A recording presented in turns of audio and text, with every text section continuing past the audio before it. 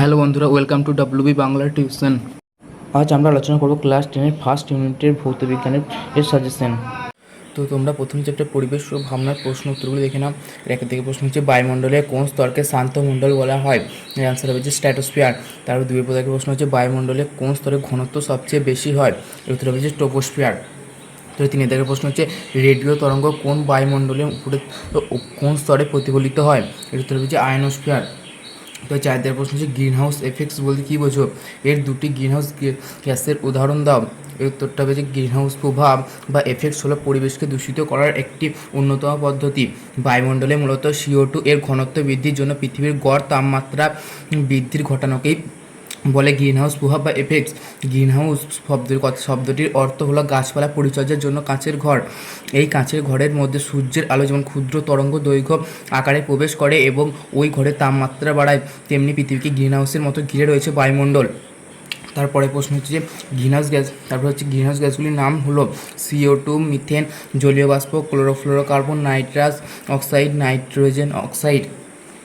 তারপরে পাঁচের দিকে প্রশ্ন হচ্ছে পরিবেশের ওজোন স্তরের দুটি গুরুত্ব লেখো। অ্যান্সারটা নাম বায়ুমণ্ডলের স্ট্র্যাটোস্ফিয়ার স্তরে প্রায় 15 থেকে 35 কিমি উচ্চতায় অবশ্যই 3টি অক্সিজেন পরমাণু দ্বারা গঠিত ওজোন গ্যাসের যে ঘন স্তর থাকে তাকে ওজোন স্তর বলে। দুটি গুরুত্ব হচ্ছে ওজোন স্তরে অতিবেগুনি রশ্মিকে শোষণ করে এই স্তরে প্রচুর পরিমাণে CFC, nitrous oxide, halogen carbon প্রভৃতির সংস্পর্শে ওজোন স্তর ধীরে ধীরে ধ্বংস হচ্ছে, ফলে সুমেরু ও কুমেরু অঞ্চলে ওজোন গহ্বর সৃষ্টি হচ্ছে। পৃথিবীর উষ্ণতা বৃদ্ধি ঘটেছে, তাই ওজোন স্তরের গুরুত্ব অপরিসীম। তারপরে হচ্ছে 2 পয়েন্ট হচ্ছে যে ওজোন স্তরের মোট আয়তনে 4% হ্রাস পেয়েছে, ফলে উদ্ভিদের ক্ষতি হবে, জলে থাকা জীব কমে যাবে, চামড়ার ক্যান্সার, সানবার্ন, চোখে ছানি পড়া প্রভৃতি রোগের প্রকোপ বাড়বে। তার 6 দেওয়ার প্রশ্ন হচ্ছে বিশ্ব উষ্ণায়ন কাকে বলে?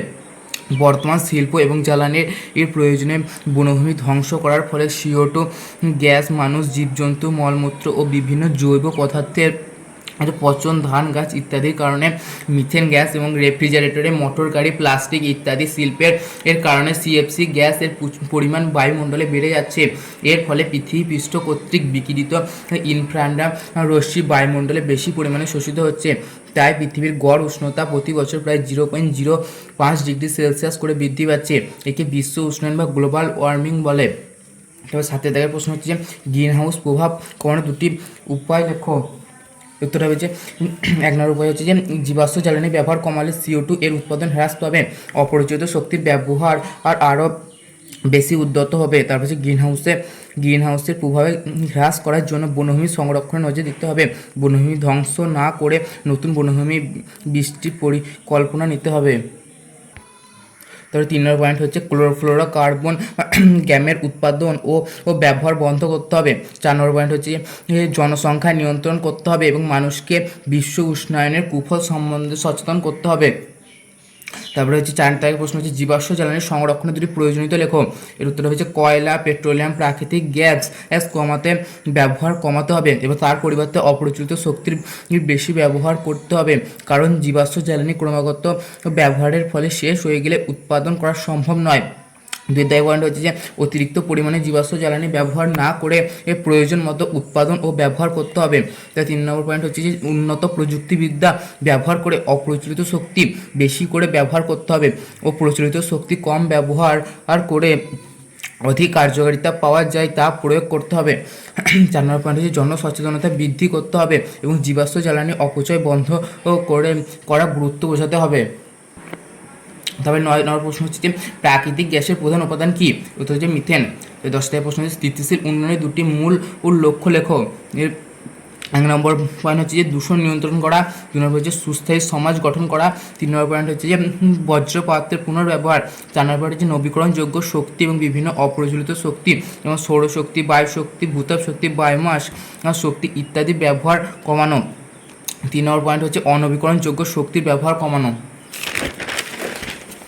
তারপর গ্যাসের আচরণ চ্যাপ্টারে প্রশ্ন তুলব দেখলাম। তারপর হচ্ছে একাধিক প্রশ্ন হচ্ছে চাপ ও আয়তন সংক্রান্ত বয়লের সূত্রটি বিবৃত করো। বয়লের সূত্র: স্থির উষ্ণতায় কোনো নির্দিষ্ট ভরে গ্যাসের আয়তন ওই গ্যাসটি চাপের সঙ্গে ব্যস্তানুপাতে পরিবর্তিত হয়। বয়লের সূত্রের ধ্রুবক দুটি হলো গ্যাসের ভর ও গ্যাসের উষ্ণতা। তার হচ্ছে বয়লের সূত্রের গাণিতিক রূপ, যদি স্থির উষ্ণতায় নির্দিষ্ট ভরে কোনো গ্যাসের চাপ সমান পি এবং গ্যাসের আয়তন সমান ভি হয়, তাই বয়লের সূত্র অনুযায়ী ভি ভ্যারিজাজ 1/p। যখন গ্যাসের ভর ও উষ্ণতা ধ্রুবক, ভি সমান কে ইন্টু 1/p, সেটা হচ্ছে কে ধ্রুবক যার মান গ্যাসের ভর ও উষ্ণতার উপর নির্ভরশীল, হচ্ছে পিভি সমান কে ধ্রুবক। তাই দুইতে প্রশ্ন হচ্ছে গ্যাসের পরম শূন্য উষ্ণতার মান কত, উত্তর হচ্ছে -273°C। তাই তিনতে প্রশ্ন হচ্ছে চার্লস ও বয়েলের সূত্রে সাধারণ ধ্রুবক রাশি কি, অ্যান্সারটা হচ্ছে গ্যাসের ভর। চারটে প্রশ্ন হচ্ছে চার্লস ও বয়েলের সমন্বয় সূত্রটি লেখো। মনে করে নির্দিষ্ট ভরে কোনো গ্যাসের টি পরম উষ্ণতায় গ্যাসের চাপ পি এবং আয়তন ভি, বয়েলের সূত্র অনুযায়ী ভি ভ্যারিজাজ 1/p যখন গ্যাসের ভর ও টি স্থির। চার্লসের সূত্র অনুযায়ী কী হবে, ভি ভ্যারিজাজ 1/p যখন গ্যাসের ভর স্থির কিন্তু টি ও পি উভয় পরিবর্তনশীল। দেওয়া হবে যে V varies as KT by P, তার হচ্ছে পিভি সমান কেটি, পিভি বাই টি সমান কে, যেখানে কে হলো একটি ধ্রুবক। হচ্ছে কোনো নির্দিষ্ট ভরে গ্যাসের প্রাথমিক চাপ ও আয়তন পরম শূন্য ও তাপমাত্রায় যথাক্রমে P1 V1 T1 এবং অন্তিম চাপ আয়তন এবং পরম তাপমাত্রায় যথাক্রমে P2 V2 T2 হলে 1 নম্বর সমীকরণ থেকে পাই P1 V1 বাই T1 সমান হচ্ছে কে এবং P2 V2 বাই T2 সমান হচ্ছে কে। তারপর হচ্ছে P1 V1 বাই T1 সমান হচ্ছে P2 V2 বাই T2। এই সমীকরণে চার্লস ও বয়েলের সমন্বয় সূত্র, এই সূত্রটা। তারপর হচ্ছে 5 নম্বর প্রশ্ন হচ্ছে অ্যাভোগাড্রোর প্রকল্পটি লেখো। অ্যাভোগাড্রোর প্রকল্প বা অ্যাভোগাড্রোর সূত্র, একই উষ্ণতা ও চাপের সমান আয়তন সকল গ্যাসের সমান সংখ্যক অণু থাকে। তবে অ্যাভোগাড্রোর সূত্রের গাণিতিক ব্যাখ্যা হচ্ছে স্থির উষ্ণতা ও চাপে এন মোল অণু পরিমাণ কোনো গ্যাসের আয়তন ভি হলে অ্যাভোগাড্রোর সূত্র অনুযায়ী ভি ভ্যারিজাজ এন, বা হচ্ছে যে ভি সমান কে এন, কে সমানুপাতিক ধ্রুবক। একই উষ্ণতা ও চাপে এন এর N2 মোল অণু পরিমাণ ও কোনো গ্যাসের আয়তন যথাক্রমে V1 এবং V2 হলে V1 বাই N1 সমান হচ্ছে V2 বাই N2।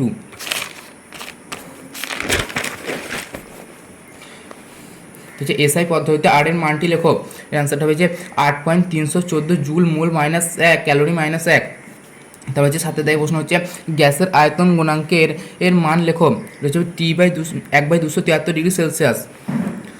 তারপরে আলোর চ্যাপ্টার প্রশ্ন উত্তর দেখে না। তো হচ্ছে একেতে প্রশ্ন হচ্ছে আলোর প্রতিসরণের সংক্রান্ত সূত্রটি দুটি লেখো। প্রতিসরণের প্রথম সূত্র হচ্ছে আপাতিত রশ্মি, প্রতিসৃত রশ্মি ও আপাতন বিন্দুতে দুই মাধ্যমের বিভেদ তলের ওপর অঙ্কিত অভিলম্ব সর্বদা একই সমতলে থাকে। এই দ্বিতীয় সূত্র হচ্ছে দুটি নির্দিষ্ট মাধ্যমের বিভেদ তলে একটি নির্দিষ্ট বর্ণের আলোর প্রতিসরণ হলে আপাতন কোণ ও কোণের সাইন ও প্রতিসরণ কোণের সাইনের অনুপাত ধ্রুবক হয়। দ্বিতীয় সূত্র অনুসারে হচ্ছে সাইন আই বাই সাইন আর সমান মিউ। তারপর হচ্ছে দ্বিতীয় প্রশ্ন হচ্ছে অবতল দর্পণে ফোকাস বিন্দু ও মেরু বিন্দুর মধ্যে রাখলে প্রতিবিম্ব কীরূপ হয়, বস্তুর চেয়ে ছোট হয়। তারপর বলছে যে দিনের বেলায় আকাশকে নীল দেখার কয়টি আলোর ধর্মের জন্য হয়। সেটা হচ্ছে নীল আলো বিক্ষিপ্ত হয় আকাশকে নীল দেখায়। দিনের বেলায় যখন সূর্য রশ্মি বায়ুমণ্ডলের ভিতরে দিয়ে আসে তখন হচ্ছে নীল বর্ণের আলোক রশ্মির তরঙ্গ দৈর্ঘ্য কম হয়, বায়ুর মধ্যে থাকা কণাগুলি বর্ণের আলোকে বিক্ষিপ্ত করে চারিদিকে ছড়িয়ে দেয়। এই বিক্ষিপ্ত আলোক রশ্মি আমাদের চোখে এসে পৌঁছায়, তাই আমরা আকাশকে নীল দেখি। তবে চারের দিকের প্রশ্ন হচ্ছে যে কাঁচের প্রতিসরাঙ্কের মান কোন কোন বর্ণের ক্ষেত্রে সবচেয়ে বেশি হয়। এটা হচ্ছে বেগুনি বর্ণের জন্য সবচেয়ে বেশি হয়। পাঁচের দিকের প্রশ্ন হচ্ছে লম্ব আপাতনের ক্ষেত্রে প্রতিসরণ কোণের মান কত, এর অ্যান্সারটা হবে 0 ডিগ্রি। ছয় দিকের প্রশ্ন হচ্ছে আপাতন কোণ প্রতিসরণ কোণে যথাক্রমে 30 ডিগ্রি এবং 40 ডিগ্রি হলে প্রতিসরাঙ্কের মান কত। প্রতিসরাঙ্কের মান হবে যে সাইন আই বাই সাইন আর শোনা যে সাইন 30 ডিগ্রি সাইন 40 ডিগ্রি মানে 0.5 বা হচ্ছে 0.6428। এখানে সাইনের মানটা বসাতে হবে, দিয়ে গুণ করতে হবে, যে সমান হচ্ছে 0.78 ডিগ্রি। তো সাথে দেয় প্রশ্ন হচ্ছে লেন্স কাকে বলে। দুটি গলীয় তল অথবা একটি গলীয় তল এবং একটি সমতল দ্বারা ঘেরা সমসত্ব স্বচ্ছ প্রতিসরাঙ্ক মাধ্যমকে লেন্স বলে। তো একটা দেয় প্রশ্ন হচ্ছে কাঁচের প্রতিসরাঙ্ক বায়ুর প্রতিসরাঙ্কের 1.5 হলে বায়ুর সাপেক্ষে কাঁচের প্রতিসরাঙ্ক কত হবে। এটা অ্যান্সারটা হবে যে 1.5-এর সমান হবে। দেখুন দেয় প্রশ্ন হচ্ছে জীবাণুনাশক হিসেবে কোন রাশি ব্যবহৃত হয়। এর অ্যান্সারটা হবে যে অতিবেগুনি রশ্মি। তাহলে 10 দেওয়ার প্রশ্ন হচ্ছে অতিবেগুনি রশ্মি ও গামা রশ্মির একটি করে ব্যবহার লেখো। অতিবেগুনি রশ্মি ব্যবহার হচ্ছে যে একের পয়েন্ট হচ্ছে যে জীবাণু ধ্বংসের কাজে, দ্বিতীয় নম্বর হচ্ছে যে ভিটামিন ডি তৈরিতে, তৃতীয় নম্বর হচ্ছে যে রত্ন ডিম ঘি ইত্যাদি বিশুদ্ধ পরীক্ষায়। তাই গামা রশ্মি ব্যবহার। তারপর হচ্ছে হচ্ছে রেডিওথেরাপি রেডিও ও থেরাপিতে ও ক্যান্সার চিকিৎসায়, দ্বিতীয় হচ্ছে গবেষণার কাজে এবং তৃতীয় হচ্ছে খাদ্য প্রক্রিয়াকরণের কারখানায়।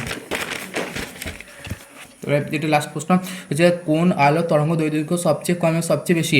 বেগুনি বর্ণের আলো হচ্ছে কম আর লাল বর্ণের সবচেয়ে বেশি। পর্যায় সারণীর প্রশ্ন উত্তরগুলো দেখে নাও। তাই যাকে দেওয়া প্রশ্ন হচ্ছে পর্যায় সারণীর কোন মৌলটির তড়িৎ ধনাত্মকতা সর্বাধিক? এর অ্যান্সারটা হচ্ছে এফ।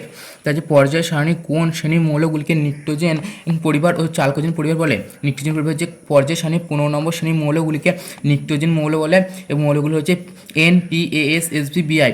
আর চালকোজেন পরিবার হচ্ছে পর্যায় সারণীর 16 নম্বর শ্রেণীর মৌলগুলিকে চালকোজেন মৌল বলে। মৌলগুলি হলো OSACTEPO হচ্ছে অক্সিজেন, এস হচ্ছে সালফার, সোনাডিয়াম হচ্ছে এসি আর পলিডিয়াম পিও। তারপরে 3 প্রশ্ন হচ্ছে নোবেল গ্যাসগুলির যোজ্যতা কত? জি অ্যান্সার হবে 0। তার হচ্ছে 4 প্রশ্ন হচ্ছে ক্ষার ধাতুগুলির দুটি বৈশিষ্ট্য লেখো।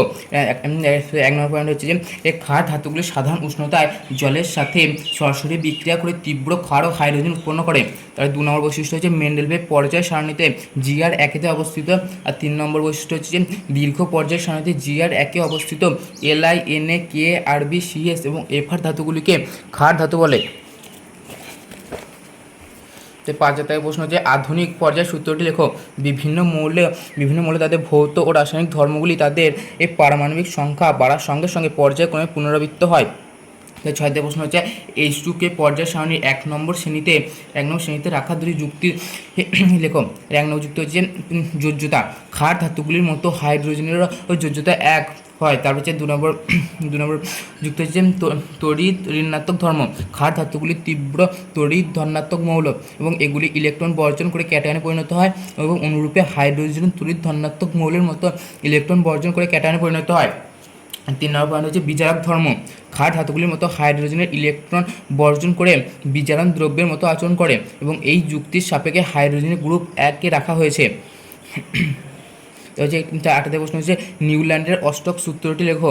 এটা হচ্ছে ক্রম বর্ধন পারমাণবিক গুরুত্ব অনুসারে সাজালে কোনো মৌল তার পারমাণবিক অষ্টক মৌল ধর্মের স্বদেশ ধর্মের পুনরাবৃত্তি ঘটে।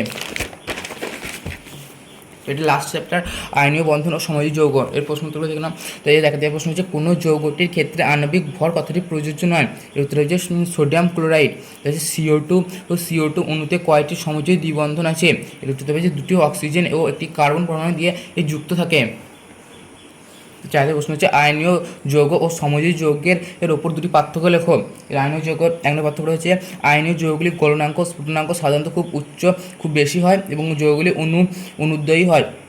সমযোজী যৌগ হচ্ছে যে 1 নম্বর হচ্ছে যে সমযোজী যৌগগুলি গলনাঙ্ক স্ফুটনাঙ্ক সাধারণত অনেক কম হয়। বলছে আয়নীয় যৌগগুলি সাধারণত জলে এর মতো ধ্রুবীয় দ্রবণে দ্রবীভূত হয়। এটা হচ্ছে সমযোজী যৌগগুলি সাধারণত জলে দ্রবীভূত হয় না, জৈব দ্রবণে দ্রবীভূত হয়। হচ্ছে যে আয়নীয় যৌগের মধ্যে রাসায়নিক বিক্রিয়া দ্রুত গতি সম্পন্ন হয় এবং সমযোজী যৌগের ক্ষেত্রে বিক্রিয়া অতি ধীর গতি সম্পন্ন হয়। যে এই যৌগগুলি কঠিন অবস্থায় তড়িৎ পরিবহন করে না কিন্তু গলিত অবস্থায় তড়িৎ পরিবহন করে। তার হচ্ছে যে এই যৌগগুলি গলিত অবস্থায় তড়িৎ পরিবহন করে না। আজকের ভিডিওটি এই পর্যন্তই। তোমাদের দেখার জন্য অসংখ্য ধন্যবাদ।